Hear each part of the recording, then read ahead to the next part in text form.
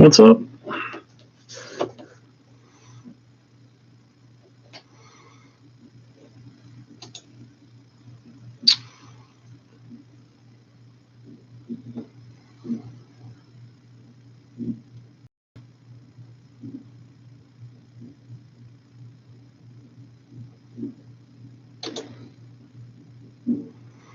What's up, folks? Make sure you smash that like button.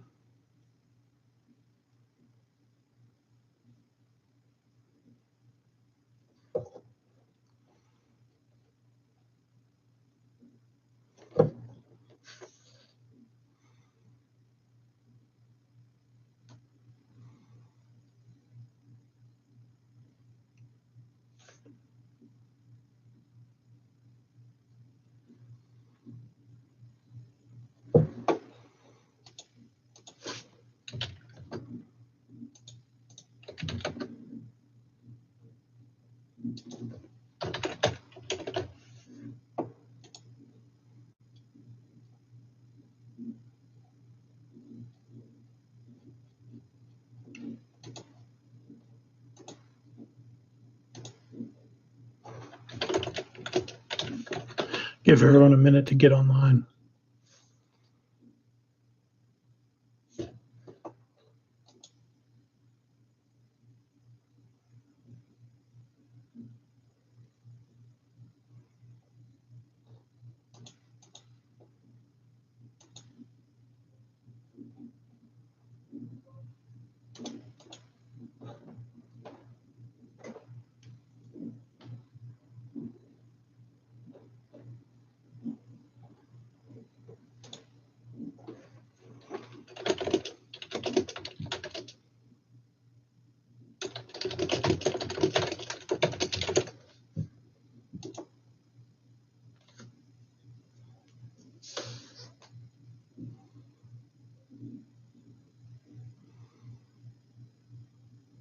You're gonna go hear Axel wheeze and croak his way through Paradise City.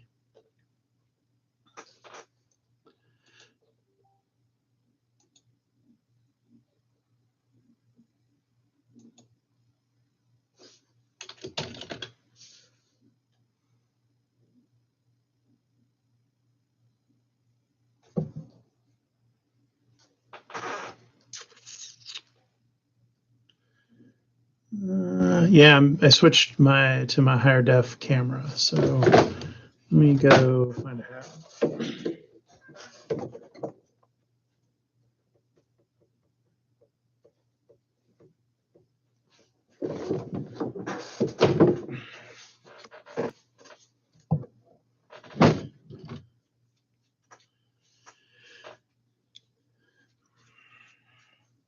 Is that better?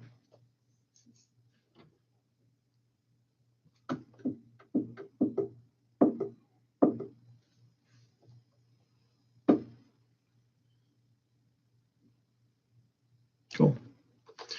All right, we'll just go ahead and get started here. I may have made a small tactical error because my camera is set up to the right of my computer. So if you see me looking left a little bit, that's why I have two different computers. Like one is there and one's there.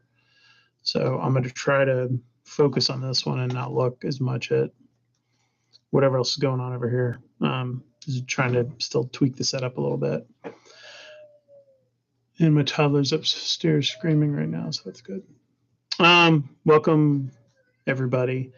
It's been a crazy month. I'm looking at the calendar. Did like 20 camps. I had one today, which was the last one, I think, for a while, which was a next gen pro day for 2025 kids. Not much for Georgia Tech there, but just checking out some young kids, 25, 26, 27 kids. And tomorrow I'm supposed to go to something, but I actually have an exterminator coming, so I got to deal with that. Basically, if you look at how this whole kind of month unfolded for Georgia Tech, everyone was kind of in this panic. There were multiple different panics going on, right? Like there was the class, where's the star power? Are they not getting high level kids? There was the why are there not more commits? There's like, why are there no Georgia commits? Why are there no high caliber Georgia commits? All of those things were going. And so, I kept telling everybody, just let it play out and it'll sort itself out. And it definitely did. If you kind of look at how things unfolded, you ended up with, three guys, two new guys that are 5.7s, like almost 4-star guys, and Trey Horn and Landon Marshall that were very early commits in basically the first full week of June. And then you get over the last week and a half, Kobe Young and CJ Jackson, who give you that star power piece. So I think it's a very good position for Brent Key and his staff to be in. Obviously, the thing, I mentioned is hold on to guys, and that's, going to be an interesting piece of all this. I think there's a lot of different moving pieces with the NIL piece, and Brent Key and Georgia Tech's philosophy generally is to, or Georgia Tech's NIL collective philosophy is not an enticement-based one. It's a rewards-based one. So if you do well, you get rewarded with, NIL, which is why the whole thing was invented in the first place. You want to be able to, if say Zach Pyron goes out and has a great year and is, third team all ACC or something, you want to be able to reward that kid. You don't want to reward a guy that's done nothing, that steps foot on your campus and never plays. And there have been a lot of 4-star guys, quite frankly, that I've covered over the years that just didn't pan out for whatever reason. And Georgia Tech specifically has had more than a lot of other ones. So,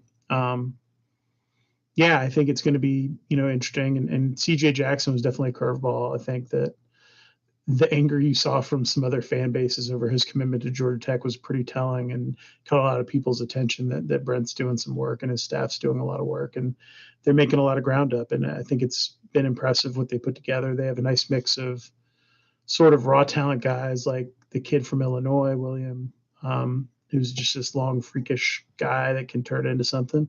And you got CJ Jackson, who's just a really effective, guy who could probably step in and play day one. So I think, you're seeing kind of that intermix. You have, even with the quarterback situation, right? You have Aaron Philo is like a really solid guy that could be like a Drew Brees type. And then you have Graham Knowles, who's this really talented guy with a lot of untapped potential, hasn't played a ton of high school football yet. So, you're getting that intermix of things, and you hope to hit on guys and develop guys. And then you hope some of the guys can play early too. So, the Tajay Butlers, some of the young DBs, some of the young tight ends, those guys are going to get leaned on probably a little bit earlier than some other positions. Obviously, the further away from the ball, the easier it is to play. So that's kind of what's going on. I'll start going through the questions here a little bit, and then we'll kind of pivot around from that. The first question is, how many recruits do you think Georgia Tech loses to poaching from big money? And that's going to get real interesting. And there's another whole key piece of this that's possibly going to happen now, is they're talking about closing the portal windows from 60 to 30 days, which would put a squeeze on like Ole Miss type programs that seem to be benefiting from kids making last minute decisions. That would be how the PC way of terming that. In terms of both high school recruiting and transfer portal stuff. So I think there's going to be a lot going on there. I'm curious how that all plays out. But I think you need to be positioned to take care of what you need to take care of. Next question: how many do you think we part ways with out of the current committee, if any? And there's two guys right now that I would circle that I think they could find a better option, or will have a better option down the line. I think it's going to be really interesting to see how this all plays out. Does Georgia Tech get any more 5.8 or higher rated players besides Troy Stevenson? Probably one more, or there will be a guy that's going to be rated that high eventually. Leave it at that. So the next question is about summer basketball practice and what coaches and teams can do and what they can't do in the off season, and guys getting to practice together and coaches watching. It's like a whole chart of different things in different time periods.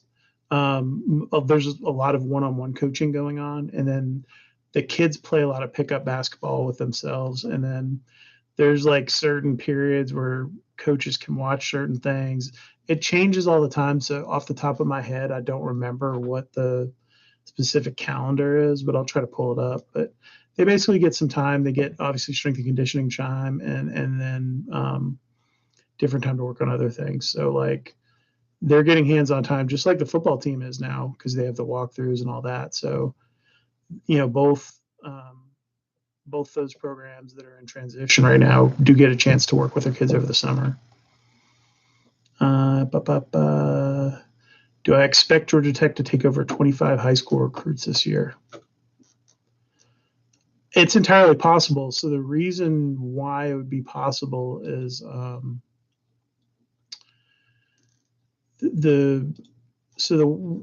explain the sort of the math of it.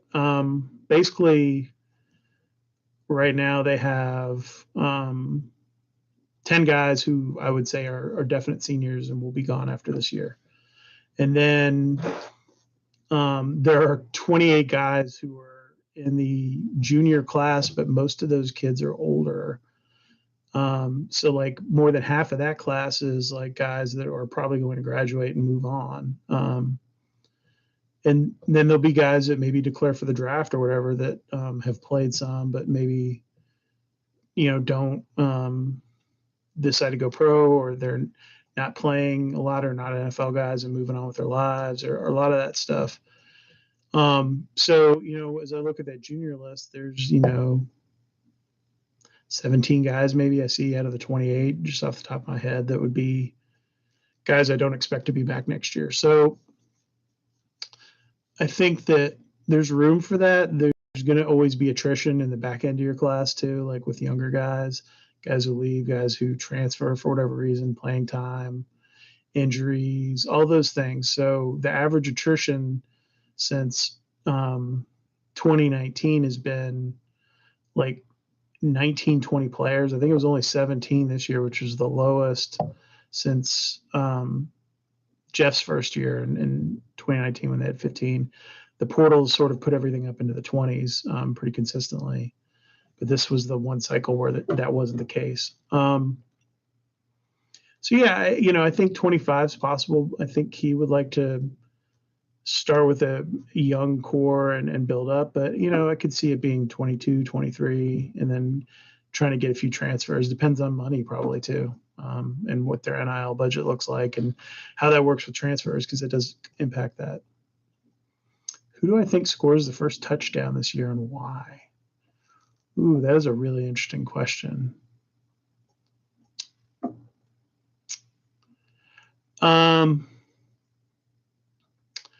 My gut is Dante Smith. Just, I think they punch one in. I don't think it's a 60-yard broken play. It would be Dante Smith or maybe like Malik Rutherford. Those are the two guys I would think that are the most likely to score first this season.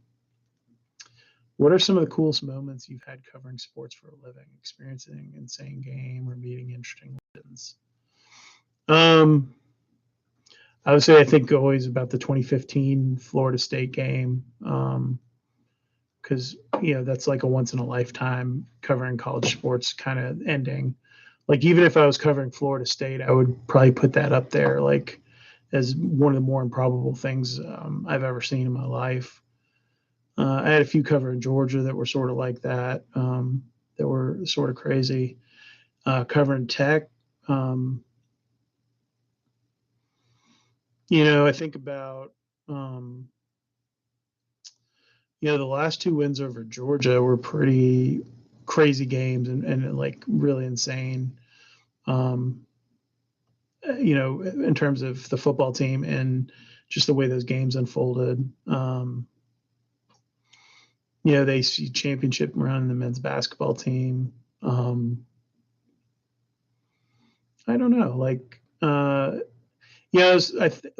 of my favorite moments early on in my career is I met Bob Ryan, who had been kind of like an idol growing up, reading his writing. He came to a game that you guys would enjoy watching back on tape. That was a Georgia Vanderbilt homecoming game at UGA, and Georgia lost to Vanderbilt. And to this day, they're like UGA fans who think that like Georgia threw the game for some reason. I forget what the like rationale was behind that, but and watching Bob Ryan's like kind of reaction to all this, and we bonded. I was wearing a Red Sox hat, and he was like all into that, and he was like super cool. I think that was kind of a standout moment for me to get to meet him. I've met the Dick Vitales and the Jay Billises and the Chris Fowlers and all those people, and a lot.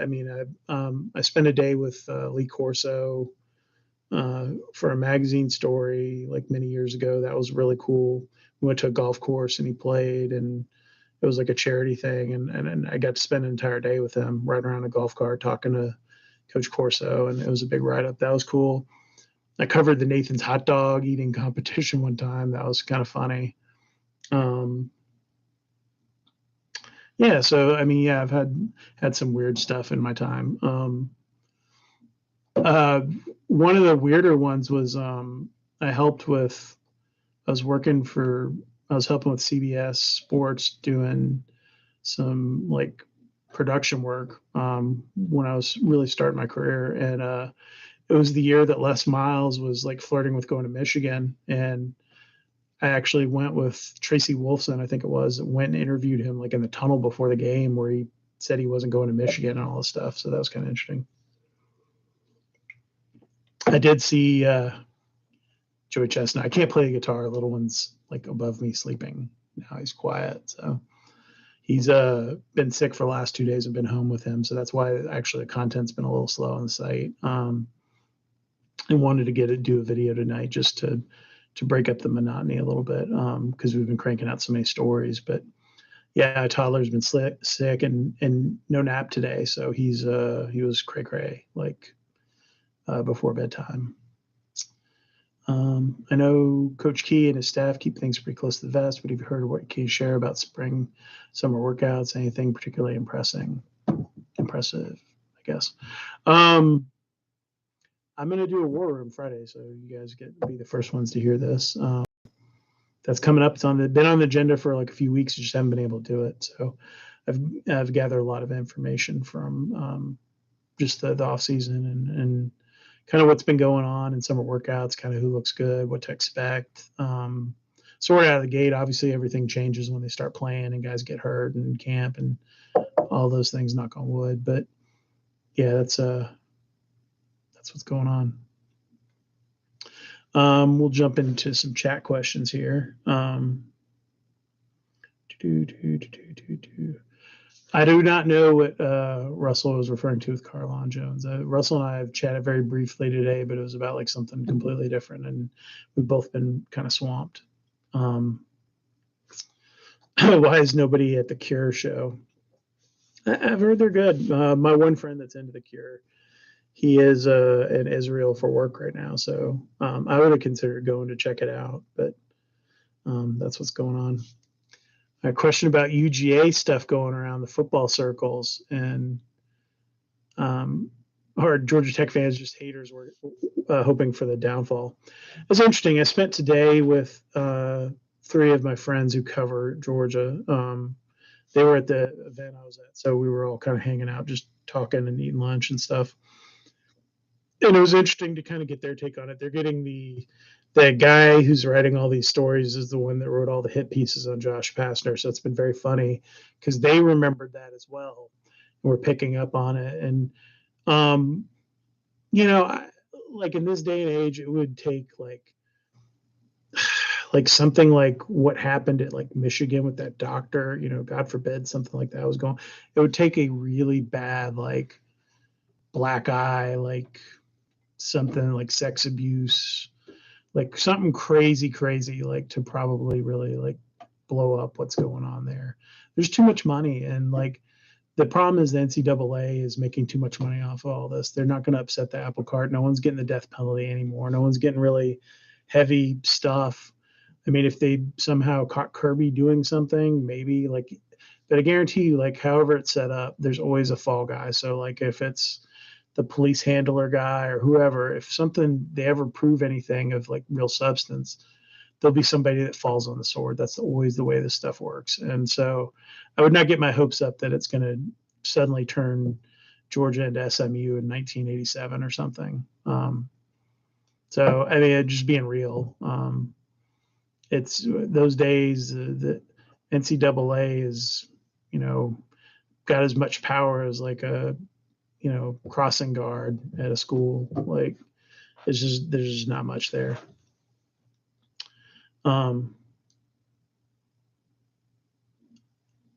Let's see. Is there a more talented team than last year per each? Is this? I guess is this a more talented team last year at each position than last year?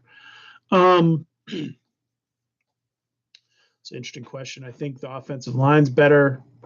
The tight end position's better. The running backs position is probably better. Quarterback room's clearly better. Just because you have 3 healthy guys, and one of them doesn't run out of bounds short of the sticks.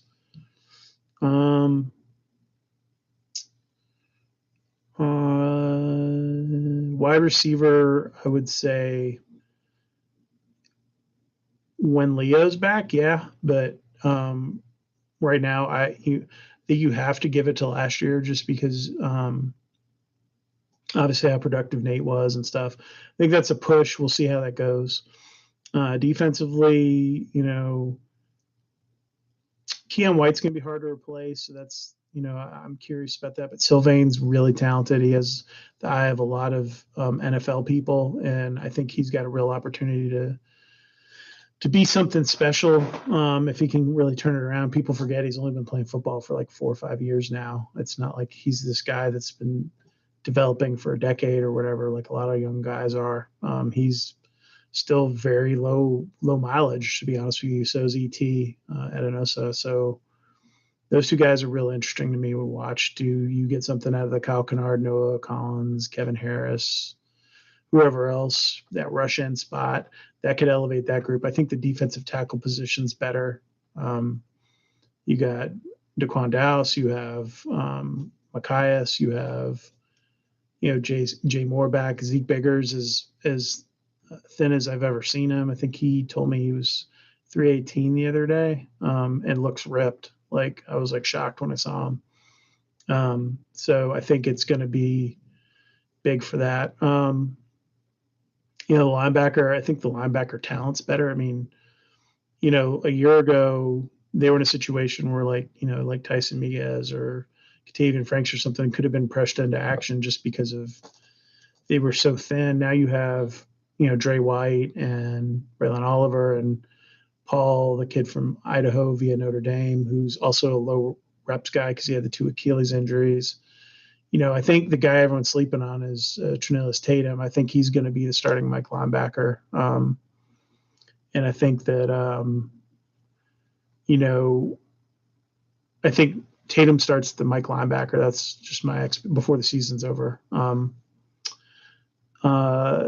Then you look at, I like the nickel safety positions. I think they're really deep there. KJ and CP Lee and King and LaMiles is obviously a stud.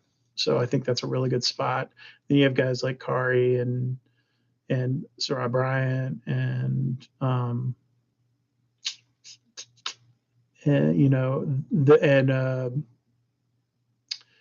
Rod Shelley and Omar Daniels. Like they got some depth, sort of that nickel corner safety spot.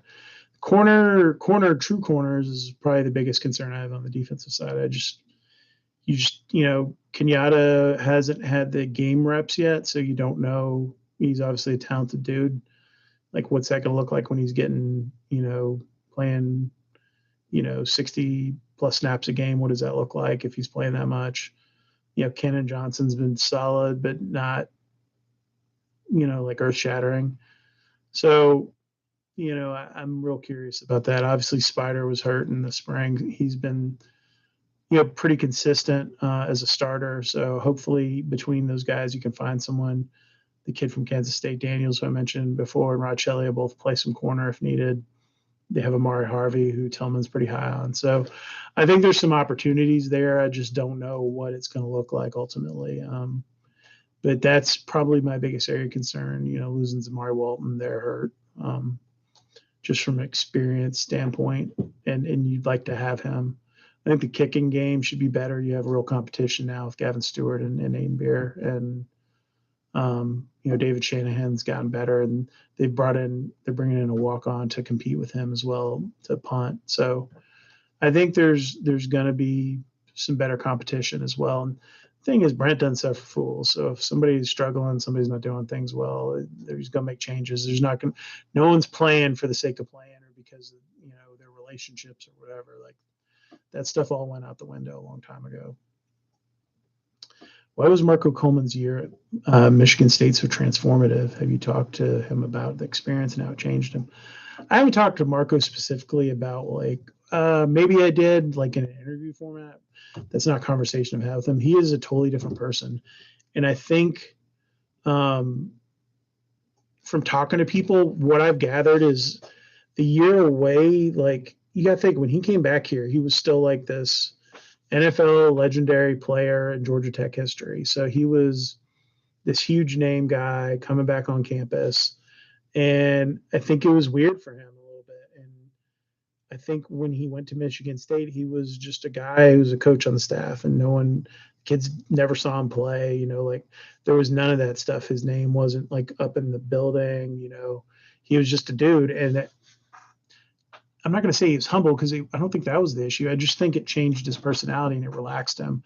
I think when you go through that NFL thing, I think he played at one of the peak times in the NFL and was a big star, and everyone wants a piece of you when you're in that situation and you put your guard up. And I think he definitely had his guard up, and was still developing as a coach and all those other things on top of all of that. And I think he really benefited from going somewhere where he wasn't Marco Coleman. He was just Coach Coleman. And there was no, his old buddies weren't coming around, and, it wasn't a lot of that. It was just, this is, I'm coaching ball. And he made an interesting point to me. He was like, the only reason I'm at Georgia Tech now is I realized that I want to be somewhere that I care about.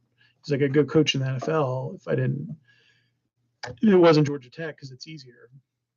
He's like, I like the challenge of trying to bring Georgia Tech back to what it was. And I think that's what's going on. Question about wide receiver. So with the wide receiver thing, I think it's more just you haven't seen the production yet, right? I love DJ Moore. I think he's super talented. I think he's got a real chance to be a guy. I like Blaylock. You got to stay healthy. Abdul Janae is very solid. Chase Lane's actually done really well in the summer workouts. You'll hear more about that on Friday. Eric Singleton's a guy coming in that's sort of a freaky dude. Obviously, you have Malik and Christian in the slot, and those two guys are really dynamic. There's not a lot of proven pieces there yet, right? Like, not a lot of ball catches, and then with Leo out, if Leo were back, I'd feel more confident being like, yes, this is. But it's like the tight end position. I feel like I need to see the production there, right? Like, they're excited about Luke Benson at tight end, but like, the Luke Benson we saw was not great, and he really struggled, and it was clearly, across probably mental and physical issues, and like, but he's apparently been killing it this summer. So like, you just don't know until I see it, I guess, with my own eyes. And perhaps there's a little bit of that optimism thing that got sucked out during all of the Jeff Collins stuff and the 3-win seasons, and so I guess a little part of me is like wanting to see proof that they can do these things, and proof of concept, as the kids say, the favorite line in recruiting these days. Other questions? I feel like I'm giving a lecture at university. Who would be my breakout player of the year, like Clayton Powell last year?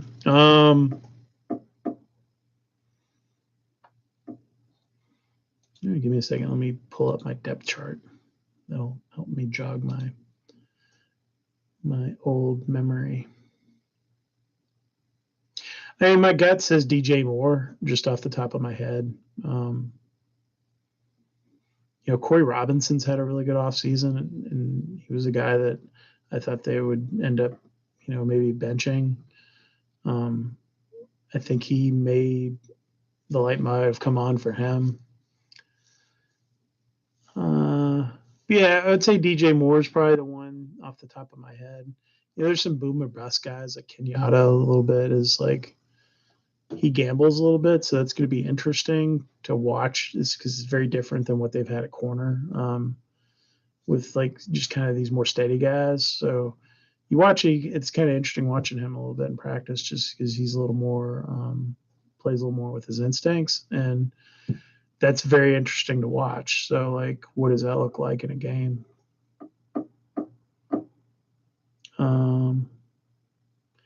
Hey, Kelly, someone may have asked this, but is there anyone on staff for football right now you think could be a head coach one day?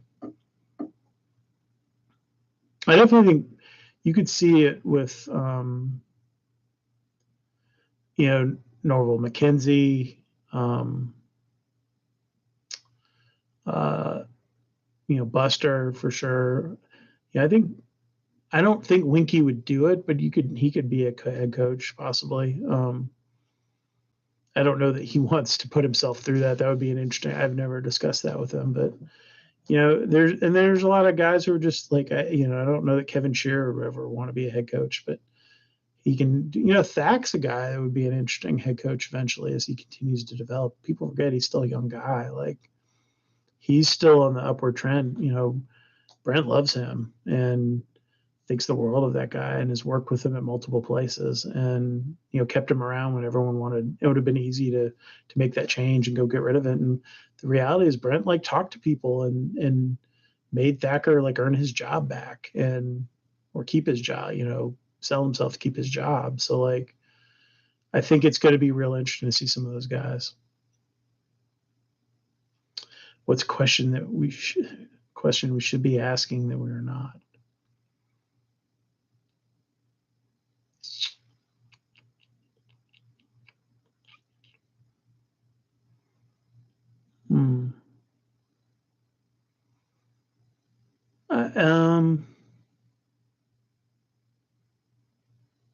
I don't know. There's nothing that really pops in my mind yet. Does Tech's class of 2023 recruiting set them back? Is this something they plan to fix through the portal? See some diamonds in the rough overall, but blah blah blah. No offense, it wasn't just didn't need to keep going. No, I mean I think there's a few reaches in that class, but I mean, one of the lowest graded guys, Eric Singleton's a dude they absolutely love and think's going to be like a dude. I would say, out of everything that happened, they feel pretty good about most of the class. I think there's really two guys that are sort of what I would call a little bit questionable, but the rest of the class, Evan Dickens may end up being the starting running back by the end of the season. Like he's got a lot of talent. I think there's, it's going to be real interesting to see how he plays out. In a second, my computer's not charging for some reason. That's weird. Charging. We'll have to jump off here in a minute because there's something going on with my laptop's not charging.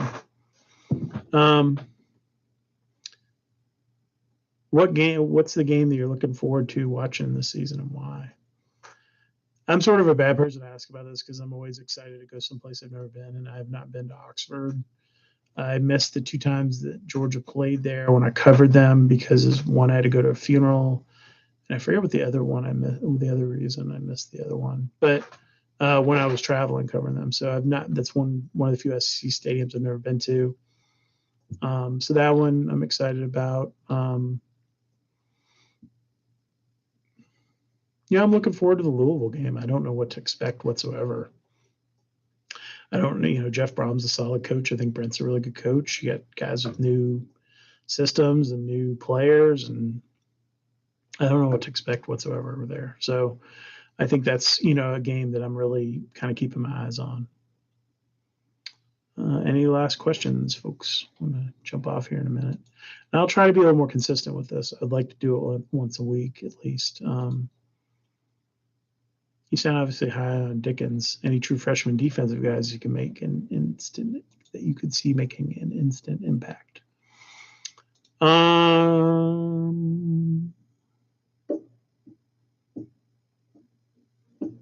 Probably less so. That side of the ball was where Jeff actually did like better work, and so there are not as many holes. I mean, yeah, like could Stephen Jones win the starting corner job? I don't think so. Like, could one of those young linebackers come in and play? Maybe. I think there's a curve for like the Shameik Jones, who's playing, D tackle now, and Dixon and Malcolm Pugh. Like, I don't think those guys are going to play. Could Taysom Moore play at safety? I don't see where the reps are going to come. So, Axl Rose is in here saying he heard that I talked some trash about his singing. Yeah, man, Axl, you sounded like a little bit like Mickey Mouse, kind of wheezing out that Paradise City. It was quite breathy and very high up. Tune that crap down, buddy. Tune it down. Step, maybe a full step. Play it. Slash is a good enough guitarist, he can figure that out. Anything else, folks? I appreciate everyone jumping on. I appreciate everyone that's donated to the GoFundMe thing. Shout out to our new advertiser, in Telica, I think it is. Like, I'm not actually 100% sure on how to pronounce their company, but thanks to them for coming on. And I appreciate everyone's their support of JOL, and continue to grow the site and hopefully have something cool to actually cover this year with football and maybe men's basketball too. So thank you so much for everyone, and good night.